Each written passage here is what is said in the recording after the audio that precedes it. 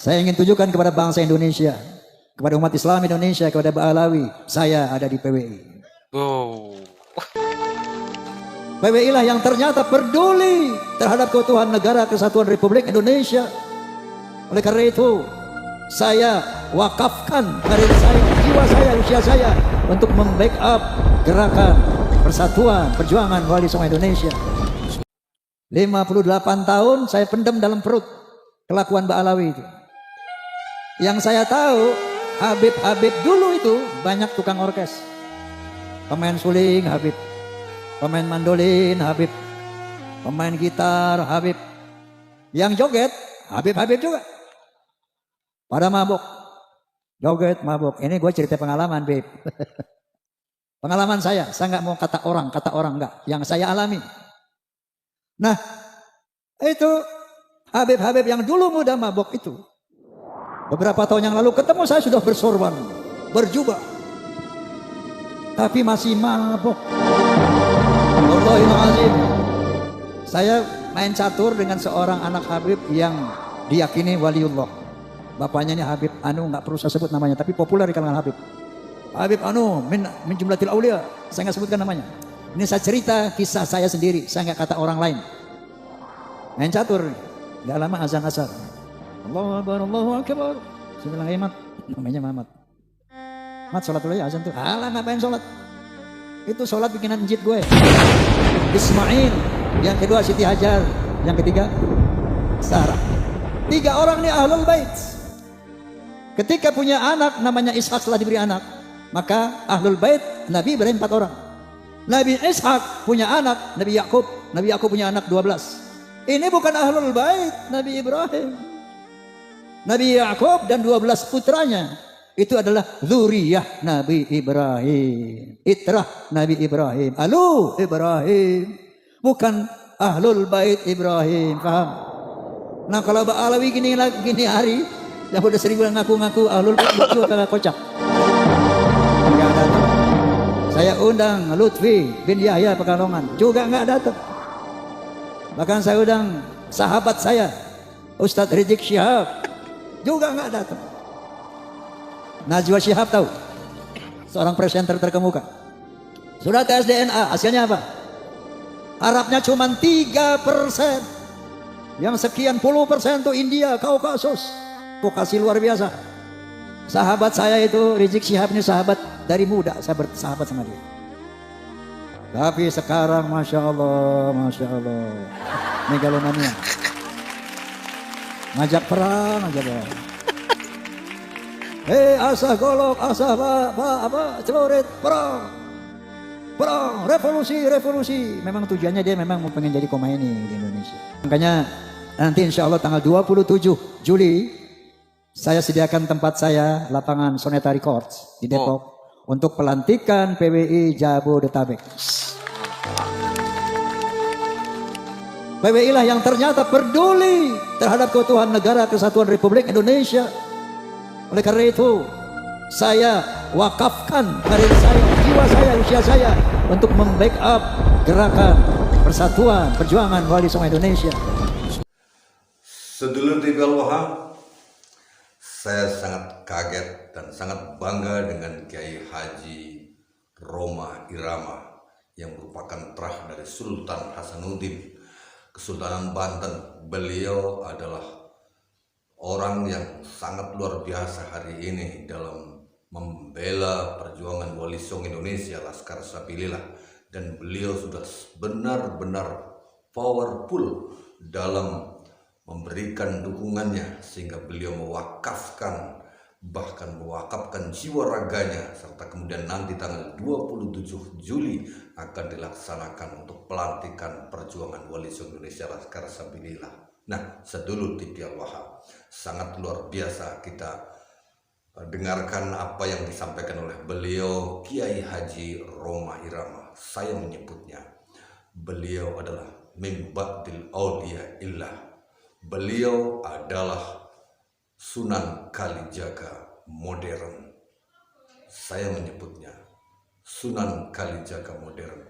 Mungkin nanti setelah video ini akan kita kupas kenapa saya harus menyatakan bahwa Roma Irama adalah Sunan Kalijaga modern. Nah, untuk lebih lengkapnya, mari kita dengarkan apa yang disampaikan secara lengkap dari beliau, Bung Haji Roma Irama atau Bang Haji Roma Irama, yang sangat energik di usia tuanya membela zuriyah Rasulullah Sallallahu Alaihi Wasallam dalam wadah perjuangan Wali Songo Indonesia, Laskar Sabilillah. Ini dia. Tadi sudah begitu jelas dan gamblang tujuan didirikannya PWI, dan saya rasa umat Islam bahkan bangsa Indonesia wajib mendukung PWI. Setuju? Allahu Akbar. Allahumma sholli ala Muhammad. Saya mau cerita boleh? Kenapa saya sampai satu titik hakul yakin Ba'alawi bukan turunan Nabi. Ini ceritanya panjang. Ketika saya berusia 20 tahun, waktu itu saya masih menjadi remaja masjid ya. Ada satu tabligh ceramah agama di Masjid Ar-Rahmah di Tebet Timur, Jakarta Selatan. Nanti kalau siapa yang ke Jakarta, cari Tebet Timur. Di situ ada Masjid Ar-Rahmah, masjid lama, masjid tua. Itu tempat saya nongkrong-nongkrong dulu masih remaja di situ. Nah, ketika ada sebuah ceramah agama di sana, adalah seorang habib tabligh dan saya mewakili pemuda masjid waktu itu. Tabligh ini, habib ini bilang begini, "Hei, kalau ada seorang habib, anak habib, dia mabuk-mabukan, dia berzina, dia berjudi, dia mencuri, jangan kata apa-apa." Ini orang Betawi nih habibnya nih. Ojo muni opo-opo. Menengke ae ngono. Biarkan saja. Itu dia cucu Rasulullah. Dia ahli surga. Jangan dikata apa-apa, ojo muni opo-opo, menengai. Itu saya merasa terganggu dengan statement itu. Waduh, ini kayaknya bertentangan dengan al-Islam. Maka ketika giliran saya naik, saya bicara, alafu bib, anak koreksi antum. Setahu saya baca satu firman. Qala ta'ala, a'udzu billahi minasyaitonir rajim, bismillahirrahmanirrahim. Ya ayuhan nas, inna khalaqnakum min dzakari wa untha wa ja'alnakum syu'uban wa qabaila lita'arafu. Inna akramakum 'indallah atqakum. Hai manusia, aku telah menciptakan kalian dari seorang laki dan perempuan. Dari sana aku jadikan kamu berbangsa-bangsa. Dari bangsa-bangsa itu aku jadikan kamu bersuku-suku. Contohnya Indonesia, bangsa Indonesia. Tidak kurang dari 700 suku lebih. Bayangkan, ada Sunda, ada Jawa, Aceh, Padang, Batak, dan banyak lagi yang lainnya. Gana bangge. Apa perintah Allah? Lita'arafu, saling mengenallah. Lita'arafu, saling menghormatilah. Inna akramakum 'indallahi atqakum. Ketinggian derajatmu di sisi Allah bukan dari mana bangsamu, bukan dari tinggi berapa jabatanmu, bukan dari berapa banyak hartamu, tapi sebanyak apa takwamu kepada Allah Subhanahu wa ta'ala. Wa qala Nabi SAW, la fadla li Arabiyyan ala ajamiyan illa bi taqwa. Tidak ada kelebihan bangsa Arab dari yang bukan Arab kecuali takwa. Gitu Bib, saya bilang. Wa qala Nabi SAW aydan, al jannatu lil muttaqina walau kana 'abdan habasyian wan naru lil 'asina walau kana sayyidan quraisyan hashimiyan. Surga itu buat orang-orang yang bertakwa walaupun dia budak dari bangsa Habsyi, dan neraka untuk orang-orang ahli maksiat walaupun dia sayyid Bani Quraisy, Bani Hashim, yang ini keturunan Nabi semuanya. Bahkan Rasulullah mengatakan, "Lau anna Fatimah binti Muhammadin sarqat laqad tu'tu yadaha." Seandainya Fatimah binti Muhammad mencuri, aku potong tangannya. Inilah al-Islam, dinul khalis. Rasulullah SAW adalah seorang nabi yang demokratis, tidak nepotis. Paham? Ini saya sampaikan. Ramai itu masjid malam itu. Wah, ini Bang Haji ini. Waktu itu saya sudah mengcounter mereka. Hati bukan mengantar. Mengapa? Mengadakan apa? Perbandingan seperti itu. Besoknya dipanggil saya Gus sama sesepuh Habib. Yang notabene bapaknya juga. Hei, Oma, ente ngomong apa semalam di masjid? Saya jelaskan, bla bla bla bla. Habis ada Habib ngomong begini, maka saya jawab bla bla bla bla bla. Mohon koreksi Bib, saya bilang. Apa dia bilang? Yang ente katakan semuanya benar, nggak ada yang salah. Tapi tolong ucapan kayak gitu jangan disampaikan lagi kepada umat di mana-mana. Cukup di situ aja semalam aja. Kenapa, Bib? Agar tidak mengganggu ukhuwah Islamiyah. Ini astagfirullahalazim. Saat itu saya sempat berpikir, mungkin benar juga ya. Dan saya lihat waktu itu belum terlalu berbahaya ini Mbak Alwi ini. Oke, makanya saya telan aja di perut tuh. Sampai umur 78 tahun sekarang ini. Berapa tahun? Dari umur 20 sampai 78. 58 tahun saya pendam dalam perut kelakuan Mbak Alawi itu. Dan saya melihat dalam perjalanan saya ini. Saya dulu pemain musik di dua dunia. Pada satu malam minggu saya main band dengan lagu-lagu barat. Dan pada malam minggu lain saya nyanyi lagu-lagu orkes Melayu dengan lagu India. Tumpasai kayak gitu. Jadi yang saya tahu Habib dulu itu banyak tukang orkes. Pemain suling Habib, pemain mandolin Habib, pemain gitar Habib. Yang joget Habib juga. Pada mabuk, joget mabuk. Ini gue cerita pengalaman, Bib. Pengalaman saya nggak mau kata orang enggak. Yang saya alami. Nah, itu Habib yang dulu muda mabuk itu. Beberapa tahun yang lalu ketemu saya sudah bersorban, berjubah. Tapi masih mabuk. Wallahil azim. Tidak kata orang, ini semua yang ceritakan pengalaman saya. Pengalaman saya sendiri. Ente keren banget, Wi. Namanya ujungnya Wi, nggak usah saya bilangin nama siapa. Wi, lo jadi ulama, Wi. Iya biasa dah. Kok mulut lu bau minuman sih, Wi? Emang apa? Gua minum masuk aja di air putih. Pengalaman saya dengan Habib ini. Satu saat, ini memang teman saya Habib melulu, zaman muda itu. Ya. Saya main catur dengan seorang anak Habib yang diyakini waliullah. Bapaknya ini Habib Anu, nggak perlu saya sebut namanya, tapi populer di kalangan Habib. Habib Anu min jumlatil aulia, saya nggak sebutkan namanya. Ini saya cerita kisah saya sendiri, saya nggak kata orang lain. Main catur nih, nggak lama azan asar. Allahu akbar. Saya bilang, Mat, namanya Mamat. Mat, sholat dulu ya azan tuh. Alah, ngapain sholat? Itu sholat bikinan jid gue. Tenang aja lo, nggak ada apa-apa, nggak usah sholat. Itu kelakuan mereka seperti itu. Ternyata begitu ada polemik nasab, mereka sering mengklaim kita ini ahlul bait. Kita dibersihkan oleh Allah Subhanahu wa taala. Ternyata ini menjadi doktrin mereka selama ini. Kenapa mereka bisa berbuat maksiat seenaknya? Dia mengaku ahlul bait dan dibersihkan dari dosa. Padahal apa sih ahlul bait? Secara bahasa, secara lugah, ahlu al-bait artinya apa? Ahlu al-bait, ahli rumah. Orang yang serumah dengan Roma Irama itu ahlul bait Roma.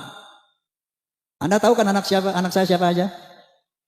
Ridho, Devi, Vicky, Romi. Itu bukan ahlul bait Roma. Tapi dzurriyyah Roma, turunan Roma betul. Kenapa? Karena dia tidak serumah lagi dengan Roma. Paham? Jadi ahlul bait adalah orang yang serumah dengan Rasulullah. Maka dikatakan ahlul bait Rasul itu ada 5 orang. Yang pertama istri-istri beliau. Yang kedua anak beliau Fatimah. Yang ketiga mantu beliau satu rumah, Sayyidina Ali. Yang 2 orang lagi cucu beliau, Sayyidina Hasan wa Husain. 5 orang itu ahlul bait. Adapun seandainya ada anak cucu dari Hasan itu bukan ahlul bait lagi tapi dzurriyyah. Paham enggak sampai di sini? Paham? Kata ahlul bait ada 3 kali disebut dalam Al-Qur'anul Karim. Ahlul bait Nabi Musa, ahlul bait Nabi Ibrahim dan ahlul bait Nabi Muhammad sallallahu alaihi wasallam. Allahumma shalli. Ahlul bait Nabi Ibrahim ketika 3 orang malaikat menyamar sebagai manusia datang ke rumah Nabi Ibrahim alaihissalam ingin memberikan kabar gembira bahwa Siti Sarah yang sudah berusia tua renta akan dianugerahi seorang putra. Siti Sarah ini nggak percaya, ketawa dia, dipikir ini manusia biasa yang datang, padahal malaikat. Oh mana mungkin, saya udah tua mau dikasih anak sama Allah, dia tertawa. Qalu ata'jabina min amrillah rahmatullahi wa barakatuhu alaikum ahlal bait. Innahu Hamidum Majid. Malaikat itu berkata, "Hei, apakah kamu ragu tentang perintah Allah yang memberikan rahmat dan barokah kepada kamu ahlul bait? Innahu Hamidum Majid." Allah itu maha terpuji dan maha mulia. Nah, ahlul bait Nabi Ibrahim saat itu siapa? Satu, Ismail. Yang kedua, Siti Hajar. Yang ketiga, Sarah. 3 orang ini ahlul bait. Ketika punya anak namanya Ishak, setelah diberi anak, maka ahlul bait Nabi Ibrahim 4 orang. Nabi Ishak punya anak Nabi Yakub. Nabi Yakub punya anak 12. Ini bukan ahlul bait Nabi Ibrahim. Nabi Yakub dan 12 putranya itu adalah zuriyah Nabi Ibrahim, itrah Nabi Ibrahim, alu Ibrahim, bukan ahlul bait Ibrahim. Paham? Nah, kalau Ba'alawi gini hari yang udah sering ngaku-ngaku ahlul bait itu agak kocak. Ini memanipulasi Al-Quran. Makanya mereka berbuat sewenang-wenang karena di sana ada kalimat innama yuridullahu liyudhhiba ankum rijsa ahlal bait wal yutahhirakum tatahira. Sesungguhnya Allah akan membersihkan dosa-dosamu dan akan mensucikan kamu sesuci-sucinya wahai ahlul bait. Ini dia pegang. Ini didoktrinkan kepada turunannya sehingga mereka merasa bebas melakukan kejahatan apapun karena mereka akan dibersihkan dari dosa dan akan disucikan sesuci-sucinya. Padahal kalau kalian baca Al-Ahzab 28 sampai 33 jelas sekali bahwa ada satu kalimat yani sa'an Nabi manja'an min kunna bifasitin sayi'atin yudha'af la adabu dhi'fain. Istri Nabi, kalau ada di antara kamu yang berbuat dosa yang nyata, azabmu 2 kali lipat. Ahlul bait itu. Walaupun kalau berbuat baik, pahalanya 2 kali lipat. Tapi berbuat dosa, kata Allah, dhi'fain, 2 kali lipat. Lalu Allah mengatakan kepada istri-istri Nabi yang notabene ahlul bait, apa kata Allah? Wa qarna fi buyutikunna wa la tabarrujna tabarrujal jahiliyatil ula wa aqimna shalah wa atina zakah wa ati'na Allah wa rasulah. Jangan kalian keluar rumah wahai istri-istri Nabi ahlul bait. Yang kedua, wala tabarrujna tabarrujal jahiliyatil ula, jangan berkelakuan seperti orang-orang jahiliyah. Tegakkan salat, bayar zakat, taati Allah dan Rasul, baru innama yuridullahu yudhiba ankum rijsa ahlal bait, baru aku bersihkan kamu dari dosamu dan aku bersihkan kamu sesuci-sucinya. Faham? Dipelintir ayat ini sehingga dia mengaku sebagai ahlul bait dan dia bebas berbuat kemungkaran apapun sampai berani menzinahi istri orang. Ada di Malangnya begitu? Sekali lagi saya nggak mau kata orang, yang saya tahu ada. Kenapa? Dia berpegang kepada ayat ini. Na'udzubillahi min dzalik. Seperti Kiai Abbas bilang tadi. Kenapa saya mengatakan hakul yakin? Ba'alawi bukan zuriyah Nabi. Begitu saya lihat tesis Kiai Imad. Waktu itu saya masih netral. Artinya saya pengen tahu kebenarannya. Saya tunggu antitesis. Makanya saya undang dari Ba'alawi, Ketua Rabitul Alawiyah. Siapa itu? Taufik Assegaf. Enggak datang. Saya undang Lutfi bin Yahya Pekalongan. Juga enggak datang. Bahkan saya undang sahabat saya, Ustadz Rizik Syihab, juga nggak datang. Nah akhirnya mereka tidak pernah berhasil sampai saat ini membuat antitesis. Itu sementara kupasan Kiai Imaduddin Utsman luar biasa. Dia seorang mujadid dunia Islam sedunia. Karena sampai saat ini tidak ada para nakobah, nasabah ya internasional yang bisa mengcounter mengantitesis Kiai Imaduddin. Subhanallah. Doakan beliau agar panjang umur. Ini perintah Allah Subhanahu wa taala kepada beliau. Hidayah Allah kepada beliau. Dari sana saya undang doktor siapa ahli biologi? Bukan, doktor Sugeng Sugiharto. Di podcast saya dia bilang dengan kemampuan dia, ilmu dia mengatakan, Bang Haji, Ba'alawi ini mustahil keturunan Nabi. Mustahil. Dari DNA-nya, kalau Rasulullah DNA-nya itu J1, Ba'alawi ini haplogrupnya G, Bang Haji. Mustahil turunan Nabi, jangankan turunan Nabi, Arab saja bukan. Najwa Shihab tahu, seorang presenter terkemuka.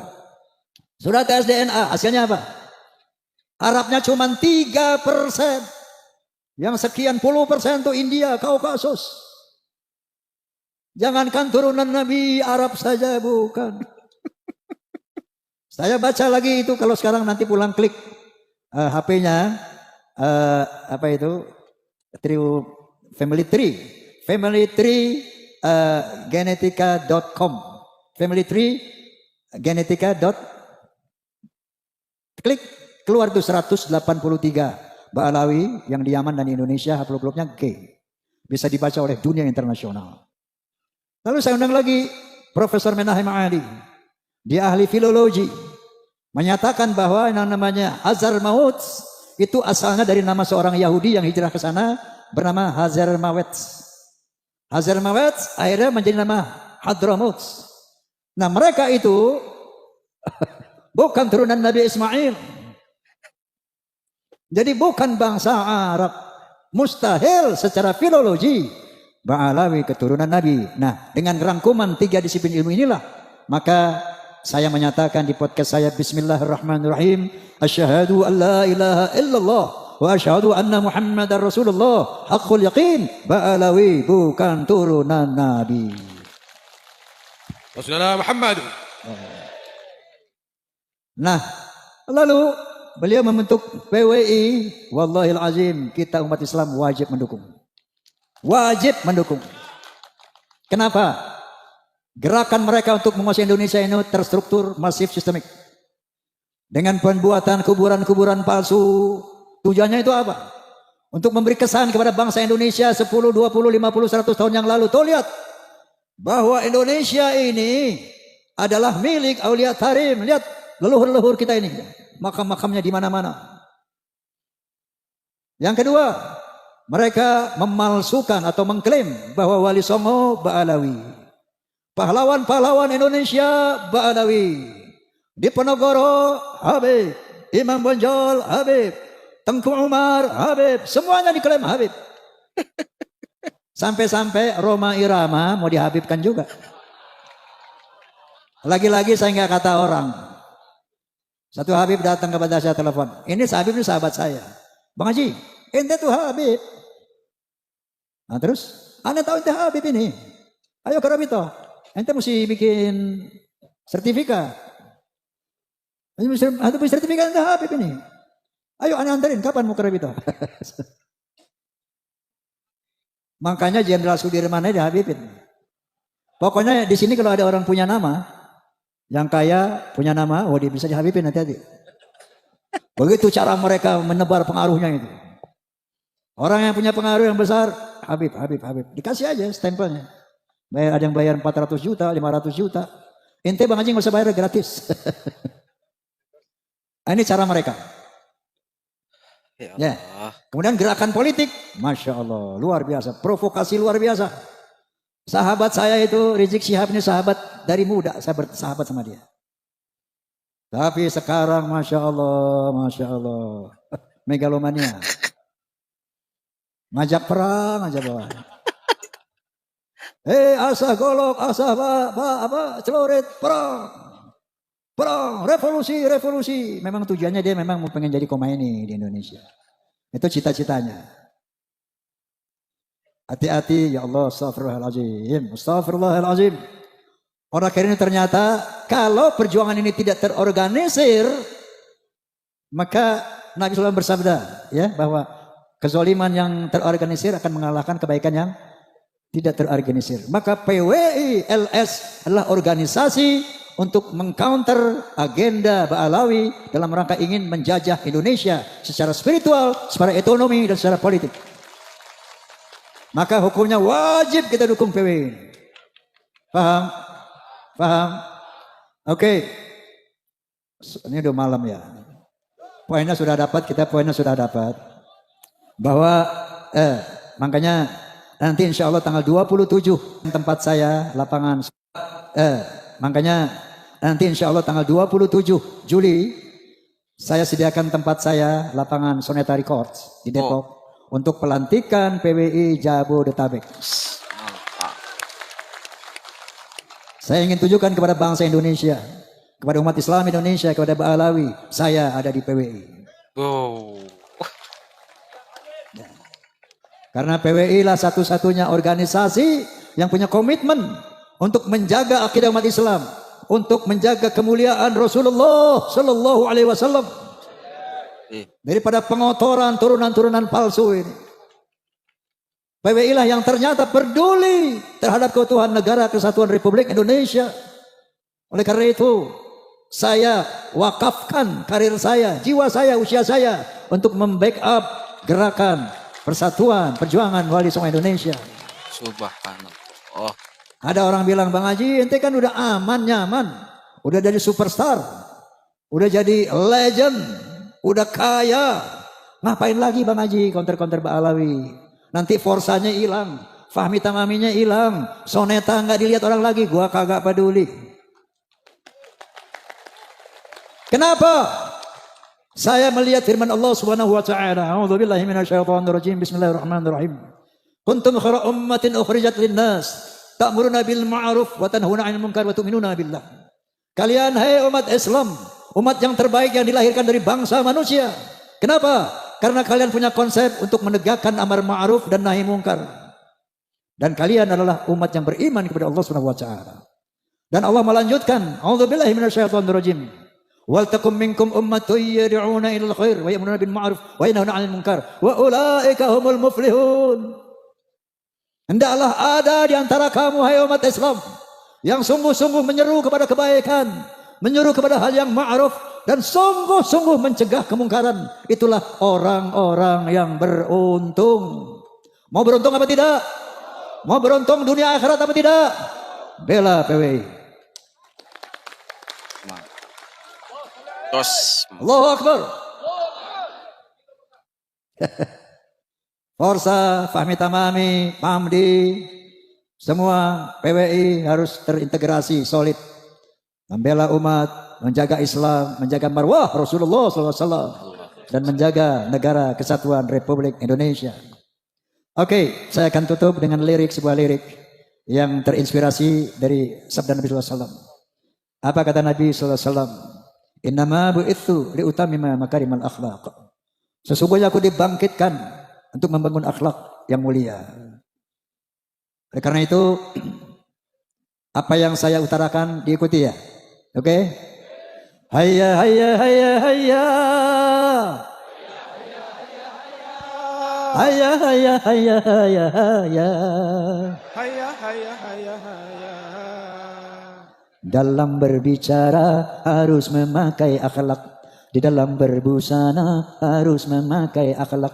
Dalam rumah tangga harus memakai akhlak. Di dalam bernegara harus memakai akhlak.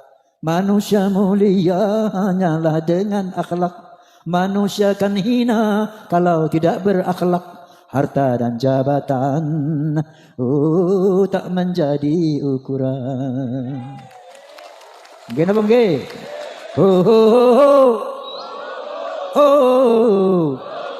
Lagi.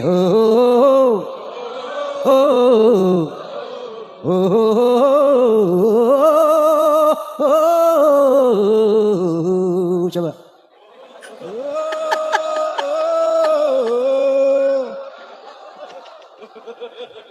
Manusia adalah sebaiknya ciptaan. Akhlak membedakan manusia dan hewan. Karena hewan tidak punya keimanan dan tak punya pemikiran. Hidup bebas tidak terikat oleh hukum dan juga peraturan.